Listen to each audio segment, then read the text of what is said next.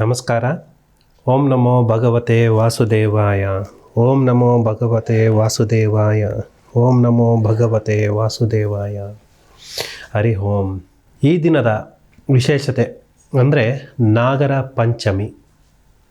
ನಾಗರ ಪಂಚಮಿಯ ವಿಶೇಷವಾಗಿ ಈ ದಿನ ಮಾಡಲೇಬೇಕಾದಂತಹ ಪೂಜಾ ಕೈಂಕರ್ಯಗಳು ಪ್ರತಿಯೊಬ್ಬರನ್ನು ಕೂಡ, ಪ್ರತಿ ಮನೆ ಕುಟುಂಬದಲ್ಲೂ ಕೂಡ, ಪ್ರತಿಯೊಂದು ಜೀವರಾಶಿಗೂ ಸಂಬಂಧಿಸಿದಂತೆಯೇ ಭೂಮಂಡಲದಲ್ಲಿ ನಾಗರ ಪಂಚಮಿಯ ವಿಶೇಷವಾದ ಈ ದಿನ ಆಚರಿಸಲೇಬೇಕಾದಂತಹ ನಮ್ಮ ಪೂಜಾ ಪದ್ಧತಿಗಳ ಬಗ್ಗೆ ಮಾತನಾಡೋಣ.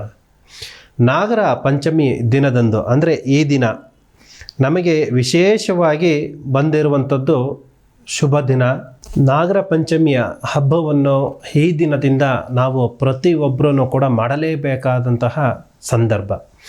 ಯಾಕೆ ಅಂತಂದರೆ, ನಾವು ಮಾಡುವಂತಹ ಪ್ರತಿಯೊಂದು ಕೆಲಸ ಕಾರ್ಯಗಳಲ್ಲೂ ಮತ್ತು ವ್ಯವಸಾಯಕ್ಕೆ ಸಂಬಂಧಪಡುವಂಥದ್ದು ಮತ್ತು ಜೀವರಾಶಿಗಳಿಗೆ ಸಂಬಂಧಪಡುವಂಥದ್ದು, ಮನೆ ಕುಟುಂಬಕ್ಕೂ ಕೂಡ ಸಂಬಂಧಪಡುವಂತಹ ಒಂದು ಏಳಿಗೆ ಅನ್ನುವಂಥದ್ದು. ಅಂದರೆ ಸಾಕ್ಷಾತ್ಕಾರ ಪಡಿಸ್ಕೊಳ್ಳಬೇಕು ಅಂತಂದರೆ ನಾವು ಮಾಡಲೇಬೇಕಾದಂತಹ ಪೂಜಾ ಸಾಕ್ಷಾತ್ ಶಿವನಿಂದ ಆಜ್ಞೆಯ ಆದಂತಹ ಸುಬ್ರಹ್ಮಣ್ಯ ಸ್ವಾಮಿಗೆ ಸಂಬಂಧಿಸಿದಂತಹ ನಾಗರಕಲ್ಗಳ ಪೂಜೆಗಳನ್ನು ಮಾಡುವಂಥದ್ದು.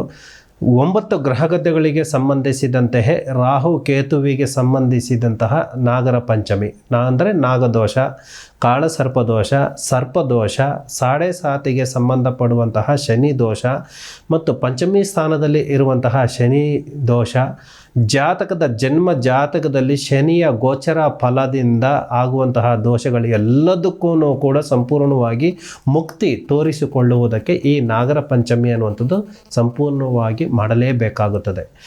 ಬ್ರಾಹ್ಮಿ ಮುಹೂರ್ತದಲ್ಲಿ ಸುಮಂಗಲಿಯರು ಎದ್ದು ಸಂಪೂರ್ಣವಾಗಿ ಮನೆ ಸ್ವಚ್ಛ ಮಾಡಿಕೊಂಡು, ಮನಸ್ಸಿನ ಸ್ವಚ್ಛ ಮಾಡಿಕೊಂಡು, ದೇಹದ ಸ್ವಚ್ಛ ಅನ್ನುವಂಥದ್ದು ಮಾಡಿಕೊಂಡು, ನಾವು ಶುಭ್ರವಾಗಿ ಇದ್ದುಕೊಂಡು ಮನೆ ಅಂಗಳದಲ್ಲಿ ರಂಗೋಲಿಯನ್ನು ಬಿಟ್ಟು ಮತ್ತು ಪೂಜಾ ಸ್ಥಳದಲ್ಲಿ ಅಂತಂದರೆ ದೇವರ ಮನೆಯಲ್ಲ ಆಗಿರ್ಬೋದು ಮತ್ತು ಅಶ್ವತ್ಥ ಕಟ್ಟೆ ಹೋಗಿ ಪೂಜೆ ಮಾಡುವಂಥದ್ದು ಆಗಿರ್ಬೋದು, ಪ್ರತಿಯೊಂದು ಜಾಗದಲ್ಲೂ ಸ್ವಚ್ಛತೆಯನ್ನು ಕಾಪಾಡುವಂಥದ್ದು ತುಂಬ ಇಂಪಾರ್ಟೆಂಟ್ ಆಗಿರುತ್ತದೆ.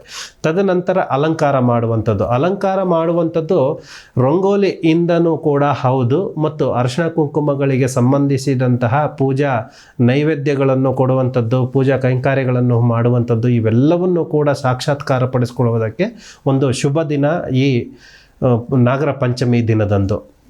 ಹಾಗೆಯೇ ನಮಗೆ ಯಾವುದೇ ಒಂದು ದೇವಸ್ಥಾನಗಳಿಗಾಗಲಿ ಮನೆಯಲ್ಲಾಗಲಿ ಮಾಡೋಕ್ಕಾಗೋದಿಲ್ಲ ಅಂತಂದವರು ಕೂಡ ವ್ಯವಸಾಯದಲ್ಲಿ ಮಾಡ್ತಾ ಇರುವಂಥವರು ತನ್ನ ಜಮೀನಲ್ಲಿ ಭೂಮಿನಲ್ಲಿ ಇರುವಂತಹ ಯಾವುದೇ ಒಂದು ಹುತ್ತ ಅಂದರೆ ಮೂಗುತ್ತ ಆಗಿರ್ಬೋದು, ಹಾವು ವಾಸವಾಗಿರುವಂತಹ ಹುತ್ತ ಆಗಿರ್ಬೋದು, ಈ ಎರಡಕ್ಕೆ ಯಾವುದಕ್ಕಾದ್ರೂ ಕೂಡ ಸರಿ ಪೂಜೆ ಮಾಡುವಂತಹ ವಿಧಾನ ಅನ್ನುವಂಥದ್ದು ತುಂಬ ಇಂಪಾರ್ಟೆಂಟ್ ಆಗಿರುತ್ತದೆ.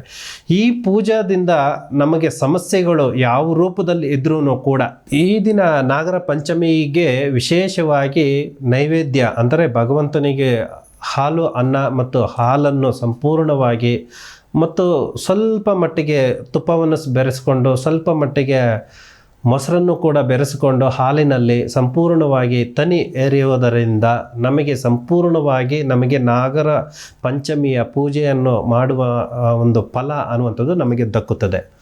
ಮತ್ತು ವಿಶೇಷವಾಗಿ ಇದರಲ್ಲಿ ಯಾರಿಗೆ ಯಾವುದೇ ರೂಪದಲ್ಲಿ ತೊಂದರೆ ಸಮಸ್ಯೆಗಳು ಇರುವಂಥವ್ರೂ ಕೂಡ ಸಂಪೂರ್ಣವಾಗಿ ಇದನ್ನು ಮಾಡಲೇಬೇಕಾಗುತ್ತದೆ.